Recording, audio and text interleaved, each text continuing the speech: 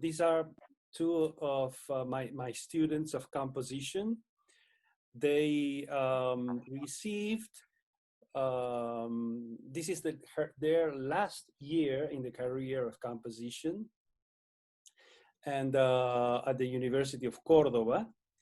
They, one of the assignments that we gave was to analyze pieces, and we gave a number of pieces. And one is Wintersongs.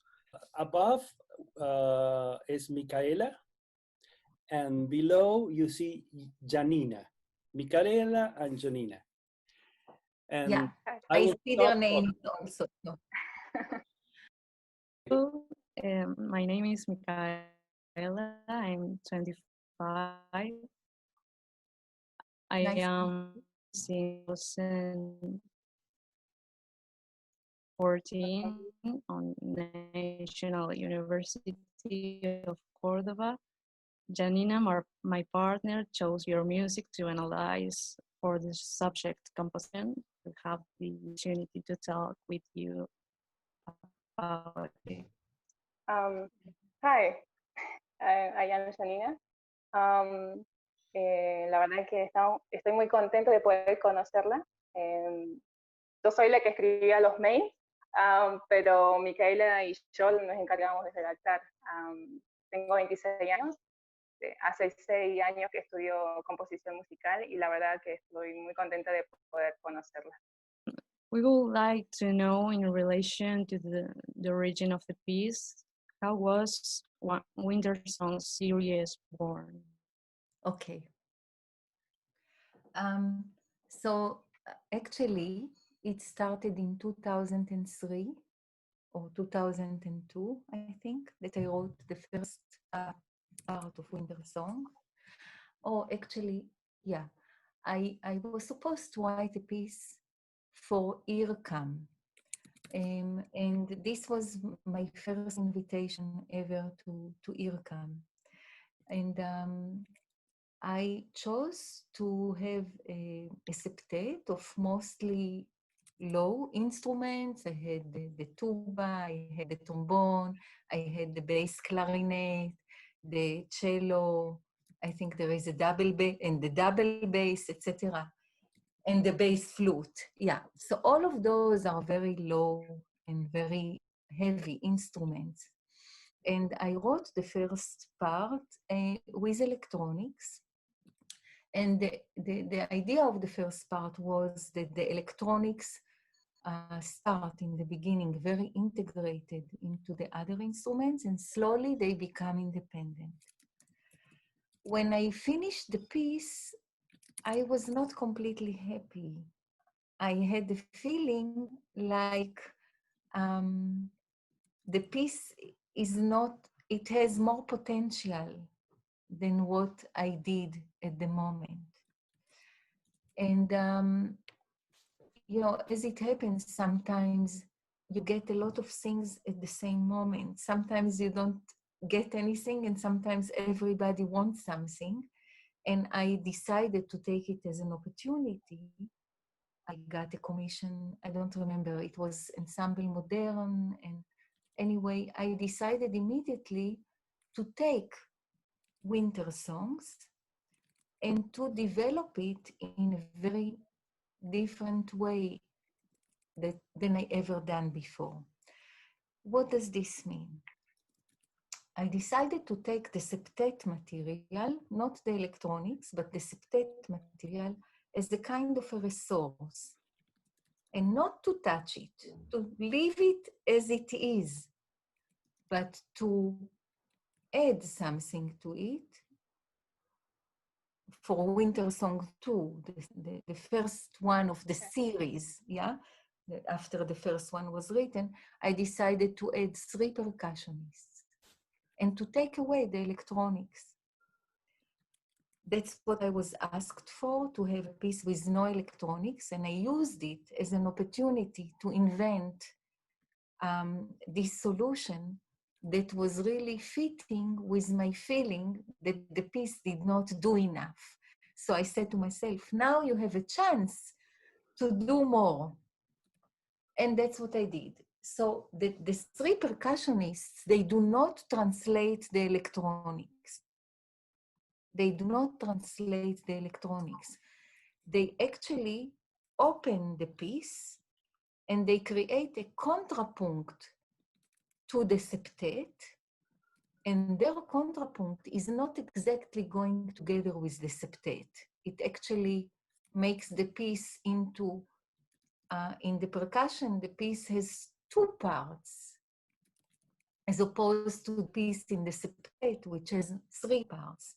So it's a simultaneous structure, but it does not always adhere to the original structure. So this was the beginning of this thinking. And after I wrote the second part, I suddenly thought, oh, how interesting would it be to have all three parts together, the electronics and the percussion and the live instruments. And I had an opportunity to do that with Ensemble Courage, who played the piece really beautifully. If you know the recording, I have a CD. I think that's how they spell it. Maybe they spell it. But if you type Czernowin, Wintersongs, Courage, and the CD is called Shifting Gravity.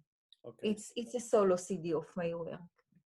Okay. And they played it so beautiful. It's the conductor was Titus Engel, with whom I've worked since then quite a few times. Anyway, after I heard that, that area, I wanted to finish it and to continue it. And I was thinking about it, you know, like you take a photograph and you paint over the photograph, and then you add some objects on the paint, and then you maybe cut the photograph. But actually, in the beginning, I didn't think about cutting because I wanted to leave the septet intact. That was my rule. And then, quite a few years later, I had a chance to write number 4 and number 5. And this was, I think, in 2013. So it was already like 10 years later, you know. And I was thinking to myself, yeah, I will do as I did before, use the septet and continue. But maybe this is not the answer anymore to your question, so I can stop here.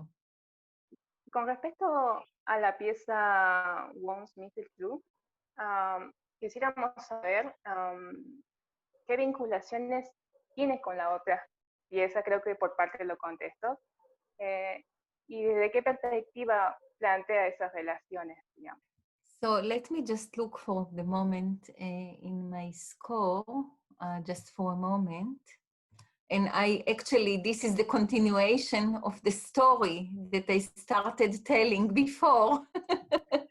So it fits perfectly. I will just continue because it will explain.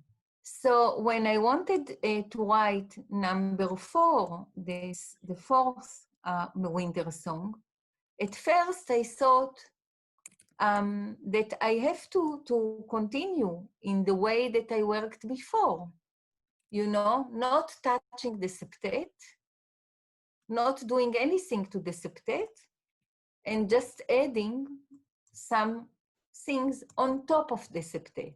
But 10 years have passed since I wrote the septet. So when I started doing it, I felt very limited.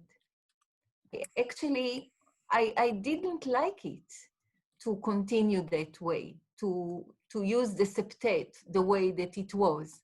I told myself, at first, I just, you know, I was like a horse going to water. I was thinking, of course, this was my premise, I will continue. But then I thought to myself, actually no. And that saying no to the first premise was a huge revelation for me, a huge discovery. No, who said that I have to? I never signed the contract. I actually have the freedom, and it does not help my composition to do the same thing. And so I decided to do something completely different, which was to remember the old piece. So to remember it from where I am now, so that I don't have to go to the past and to compose actually to something that is not relevant for me. I can remember it, and I'm looking at the score now. Yeah, there are big parts of the septet that appear, but you can see that they are always situated in a way. How they come in and how they go out is always situated in a totally different framework. We can even look in the first time that material appear. So if you look at the beginning, you see that there are all these very hinted, very high sounds and the percussion. And there is this whole, even the first, 4 measures, you simply have the high sounds and the percussions. And these are, let me see it, the tempo. Yeah, so these are 16 seconds where actually I establish a totally different place. So when the low instruments come in, they come into that world of very high and charged, overtone charged background. And then they disappear. They just come in for a second and they disappear. So already I create a strange dialogue between the new and the old. This is allowing me to really rethink my original compositional idea of the series. So if before I had the photo and I added things on top of the photo, I painted on it or I put some object of it. Now, I don't need to deal with the whole photo. I took parts of the photo and I actually embedded them in a much larger canvas, which was very, very different. Okay. So this is conceptually a very liberating. It was very liberating for me that I don't need to live inside the old photo. I can create my photo of today and remember the parts of the old photo from inside my photo of today. Y en particular en esta pieza, ¿a qué se debe el título Want Mr. Two? ¿De qué manera influencia el título en la obra? The title is usually very important for me because I know the pieces I will write ahead of time. I know today what I will write in 3 years, in 4 years, in 5 years. So every piece I will write, I give it a title. Not necessarily this title stays, but that is the beginning of my thinking about the piece. A kind of an intention or a kind of atmosphere, a kind of something which is important for the piece is there. And as the years go by, because the piece has a name, like Wintersongs, Wound, Mistletoe, it's like a magnet. it brings all those thinking, all those thoughts to come close to that piece somehow. And that is the same for Wintersongs IV, Wounds, Mistletoe. I cannot exactly explain it. It's not always rational. But, you know, all these high sounds and the cymbals. And I wanted maybe that the old piece is like wounds inside this very high charged landscape. So maybe that is the thinking which is behind it, that the old piece appears from inside the skin of the new piece, like wounds. This question is about the procedures, compositional procedures of your own in this piece. There are many aspects in a musical idea with respect to conception and development. What are those procedures? Which one did you use to begin writing? And also, was it the metaphorical, poetic? Was it a conceptual idea? And was it the idea that the links with the other pieces that drive you to write certain operations? Or was it more towards or leaning toward timbral, sonic aspects that you use to begin writing the piece? How does it come about that you begin operating or writing your procedures? It's all of the above, everything you mentioned together. So for me, it's not about when I think about my material or the temporal way in which the material happens.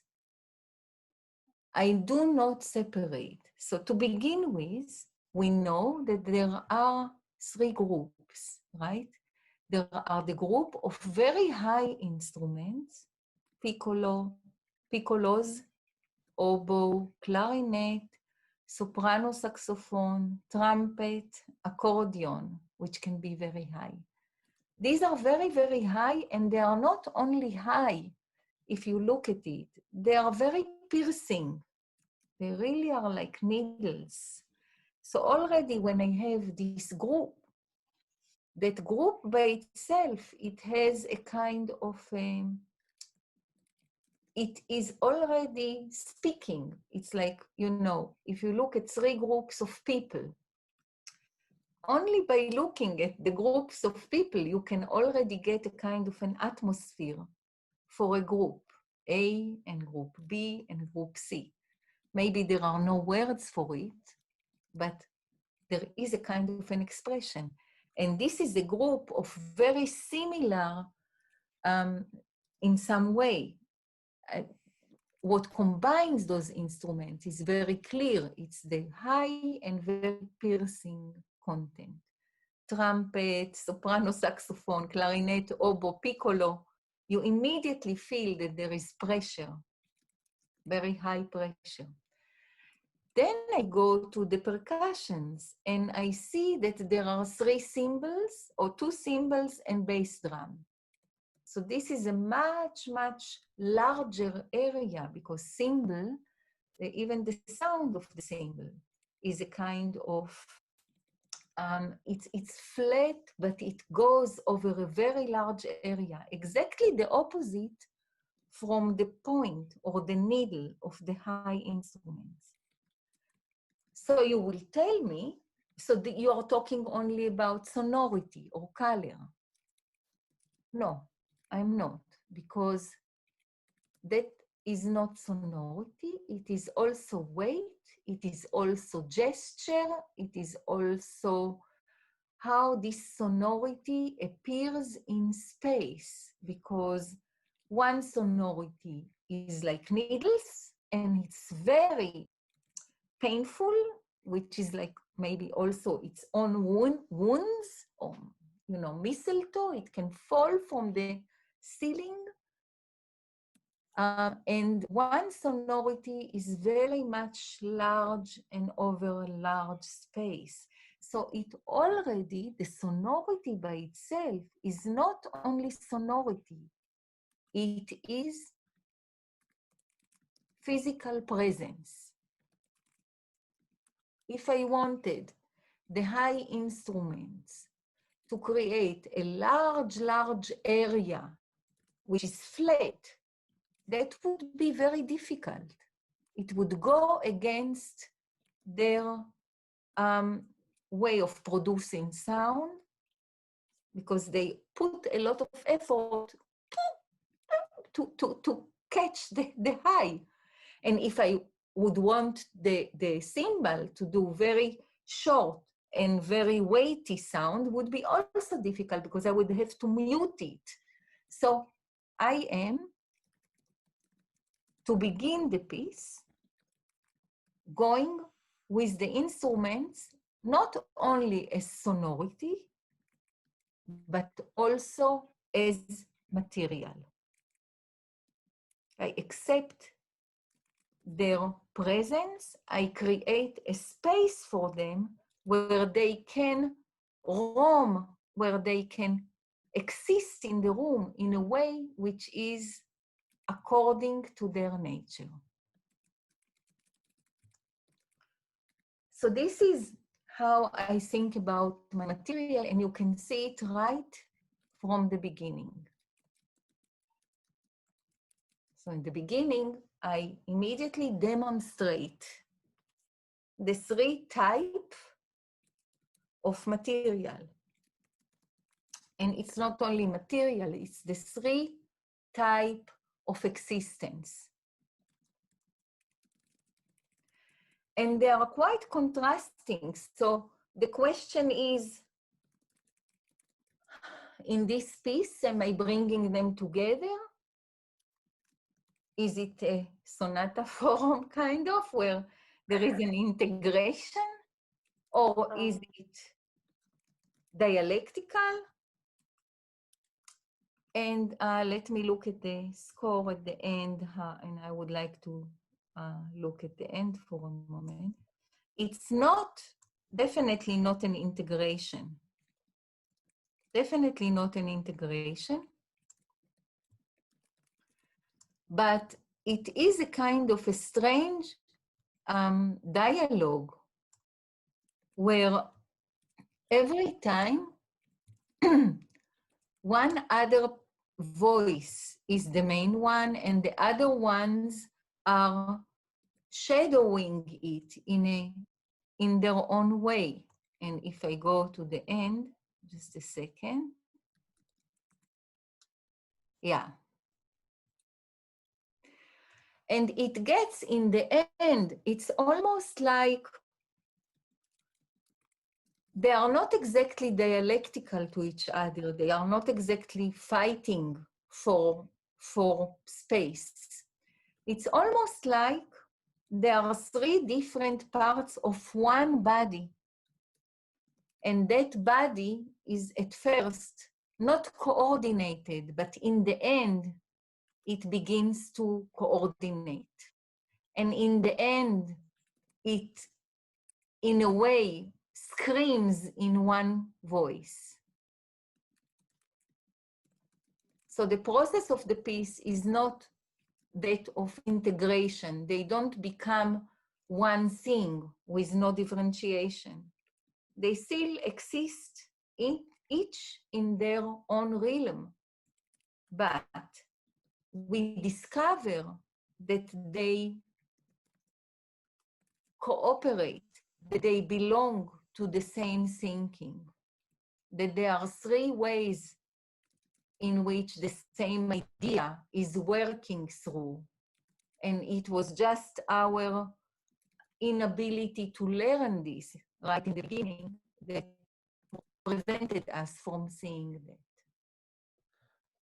The piece teaches us realize that. One of the reasons why we chose this piece to analyze was the work that the groupings, the timbral groupings, the instrumental groups were working, and the sonic result. Sounds are carefully constructed or built, and they evoke images of constant energy and movement. Observing the selection of instruments in your ensemble, the timbral combinations of the groupings, on top of being chosen by register, 2 septets of low register and high pitch register as a specific, as you specify in the score.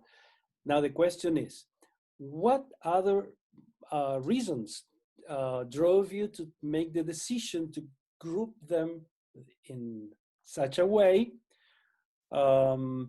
Could we say that your search is related narrowly, maybe linked to the poetic conception of the piece? Yes. That's easy. Yeah, yes. It's always like that. I have no other motivation rather than there is a poetic DNA or idea, or it's a poetic, there is something I'm chasing to say in that piece that I don't always know until the end, yeah? And I do everything to find it. And I try to create the best conditions so that I can find it, yeah? But I don't know what it is in the beginning, but I hold on to what I know and try to give it the best condition at every point. It's really like in life. You don't know what will happen, but you take in all what you know and you try to do the best decision from where you are staying. Oh, yes. Sí. Una linda respuesta. Sí. All right. Yes. Thanks. That was a nice question and a nice answer, Chaya. Thank you. Una de las cosas que se especificaba en la partitura era el posicionamiento de los grupos, tanto de los septetos agudos y graves, incluso la percusión en el medio, si no me equivoco. Me imagino, por lo detallista que es su estilo de componer, esa manera de agruparlos, incluso de sugerir que los grupos practiquen de manera diferenciada. Entonces quiere decir que, por lo que entiendo, en la primera parte que nos había comentado sobre la espacialidad de la obra, sobre la cuestión metafórica, tomó en cuenta eso en el sentido, en la búsqueda sonora, con la espacialidad y el posicionamiento de los grupos instrumentales para generar ese ambiente en el espectador. I imagine you will say yes. Of course. Yes, to everything. Of course. So far, they are on track. You are on track, so. Entonces creo que va encaminado el análisis. We're beginning to know you. Yeah. You seem to understand what I'm doing, so yes, absolutely. Everything is in service because the pictures that I try to create, or what I try to transmit, it's more than pictures, it's an experience. And that experience is not simple. It's actually never simple, because real experience is never simple. That's how it is. So I try to create in every aspect the condition that will serve this experience. So there is always one route. That route is very hard to define, and it's not always completely clear. It has to be found out. Is serving that route. I called it the route, kind of, but it's not exactly a route. Yes. Okay. Route, but it's not exactly a route. But I think Like you understand. like a foundation. Not exactly, because a foundation. Like in a tree, like a root of a tree. Yeah, more like a root of a tree, because foundation is something which you know is there and it's not movable. But the root of a tree is always growing. It continues to grow as long as the tree is alive. Okay. That's why it is a better metaphor for what I'm talking about. Perfect. This question is related to repertoire, or not repertoire, but collection of pitches. Typical composition, maybe modernist question, pitches. How did you select your pitches? If there is some criteria, or what is the criteria, or if there's none, then there's none. What is what we hear as pitches? How do you select them? All right. So, as I said before, I'm never thinking about one element separately. It's all connected. So it's not like I have procedure for pitches, procedure for rhythm. No. I have a holistic thing, which is an experience, and I try to do the best for this experience. So we take the first few measures. What I want there is the piercing, the very high pressure. When I say piercing, you know, piercing, what does piercing mean? It means that something is so thin and it's so pressing that it can get through like a needle. It can get through something. So I have to give that feeling. What do I do for it? It means that the sounds are very high, that my clusters are very close because they want to get through, and that they are very dissonant because these are not, piercing is not something that you see it and it's very soothing. Yeah, it just comes and goes. And that's why there are a lot of breaks in the group number 1. And those very high bouts of the piercing. So this is how I think about it.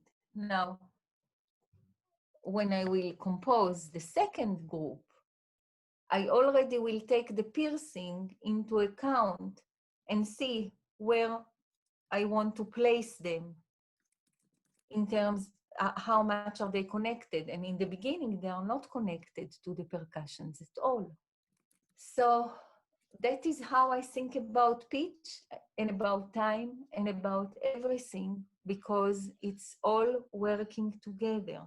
So I have to understand always what is happening here, what is the experience here, and then I can go into the choosing pitches. Or it's not like choosing, it's what pitches do this experience speak through and what happens with these pitches over time. Because the thing I don't want to happen is that I lose the experience. Yeah? That's all. So I just keep at it. The composition course had a center in the word texture, musical texture. And we went all over the place to try to define and to talk about flexibility and to talk about elasticity and perspective and energy and many, many other topics in relation to texture. And they wrote pieces, and they were really interesting from that maybe global and local perspective, and the dynamic of that perspective. And it worked pretty well because they were very inspired and free to do whatever they wanted. Nice. So they want to know, they're very interested, although you have already spoken some about it. What is your personal definition or conception of texture? It's a deep, I know it's a it's very big, yeah. We can write a book about it, but as whatever you want to say, that will be fine. You know, texture is it's like the clothes, the material, and it can be something that you use when you make a suit. You take the material, you cut it, and then it becomes a pants and a shirt. Or it can also be by itself something which is even alive. So texture is, in a way, something that covers a lot of possibility, from innate musical object that you can use to a vital musical element that can really make the necessity within the piece happen. But it's definitely not a motive, it's not a melody, and it's not a harmony or a contrapoint. It is something which has to do with the consistency of the canvas itself. And it can be canvas, but it can become a cloud of canvas, or it can become the breath of somebody breathing something.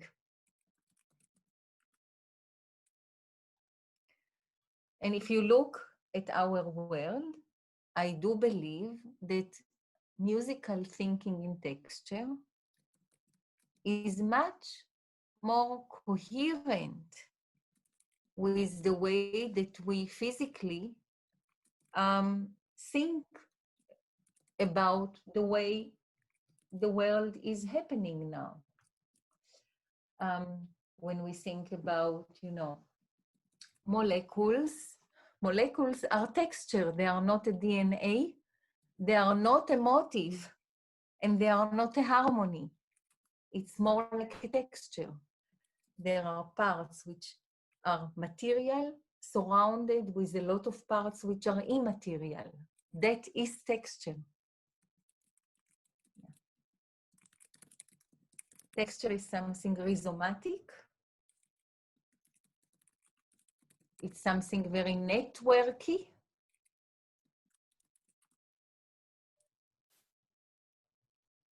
Yeah.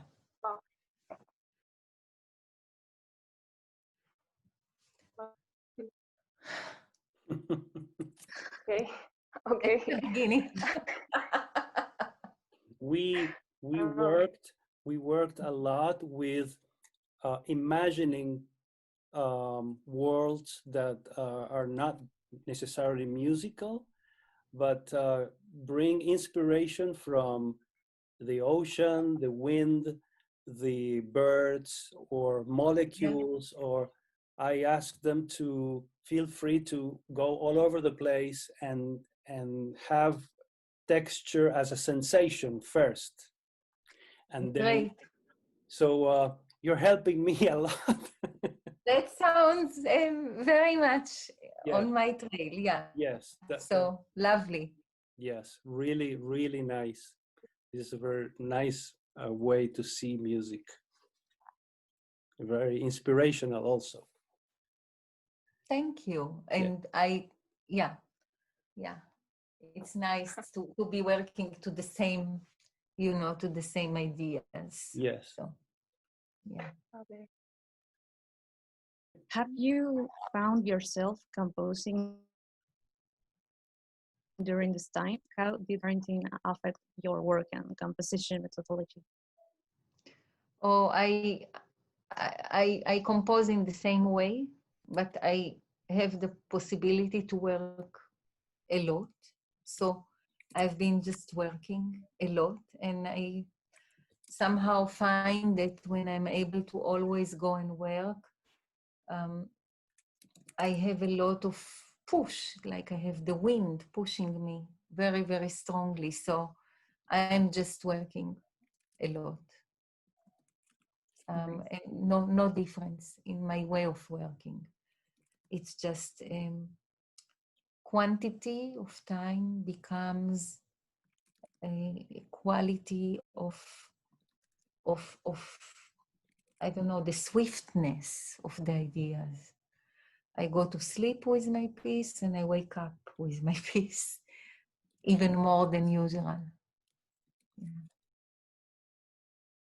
Con respecto a la obra en particular, ¿no? Pero sí me gustaría comentar qué es lo que está trabajando ahora con alguna obra en este tiempo de pandemia. A lo mejor estas preguntas serían más actuales.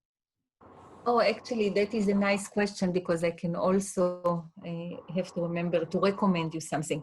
Right now, I'm working on a piece for Ensemble Intercontemporain, and it's called, it's a part of another series, which is called Fast Darkness.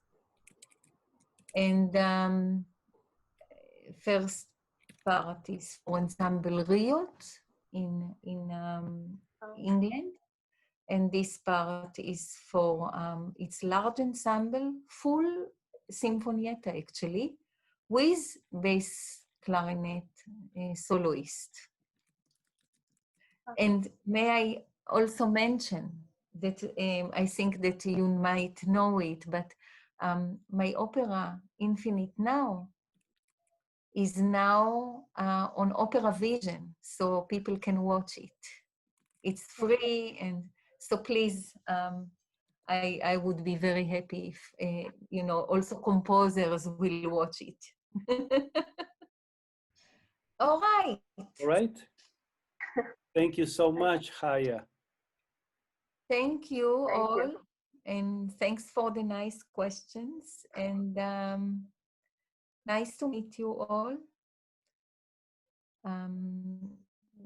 Very nice conversation. So thank you. We want to say that we are really thankful to you for this opportunity you gave us to talk, for sharing us your answers, for all your time and your kindness. It was an honor for us to meet you and talk about your music.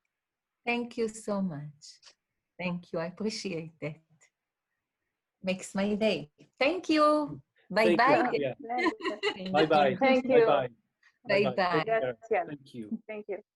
And thank you for understanding my work and for thinking about it. Thank Bye-bye. you.